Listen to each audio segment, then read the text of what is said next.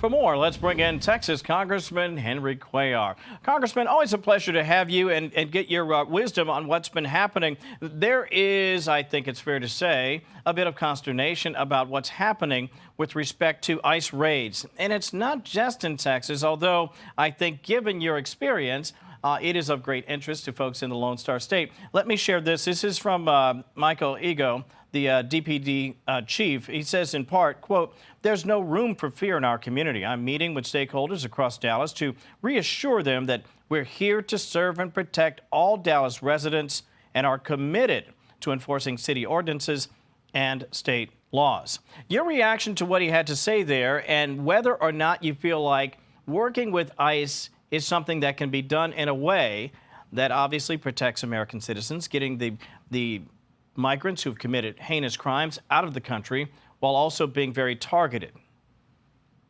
Look, I sit on the Homeland Appropriations, and I've always supported adding more Border Patrol, more ICE agents, because they have a very important job.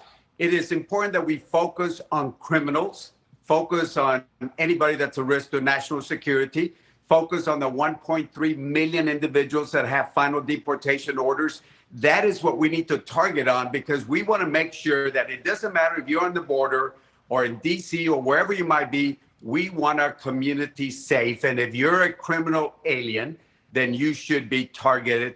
No ifs, no buts about that. Let me ask you, though, and I can be blunt with you. I like you. I've talked to you. I appreciate your service to this country. People, though, Congressman, say, what the hell? Why didn't they do more of this in the past 4 years? What do you say to your voters, your constituents, who wonder why this is only happening now and not over the past several years? Well, you know, one of the things we got to keep in mind is that I did have a disagreement with the prior administration. I didn't think that they focused enough on stopping immigrants and people that were breaking the laws and making sure that they were removed. They were just not doing that. They were more interested in processing, managing, quote, managing the migrants in coming in. So therefore, I had a disagreement. And therefore, like I've always said, when people were against ICE, some of the people were against ICE, I stood up for ICE agents. I stood up for Border Patrol agents, because again, they have a critical job, and we need to support those men and women, which a lot of them live in my community. I know them. I see them at church. I see them at the stores, and we got to support them. Let me ask you your reaction. Get your reaction. That is to AOC's webinar teaching, as Tom Homan has suggested, migrants to evade ICE. Listen to this. Get your reaction on the other side. If you're stopped on the street by an officer, you don't know if it's ICE, you don't know if it's your local police. The first thing you have the right to do is to ask, am I free to go? Am I being detained? And if the answer is yes, then you can leave. They either want to deceive you into thinking that they're not ICE, or they lie so that you come to believe that they do have a right to enter. Now, specifically, that wasn't the Congresswoman herself. That was a webinar produced by her office. Is this a good idea, a bad idea? What's your take?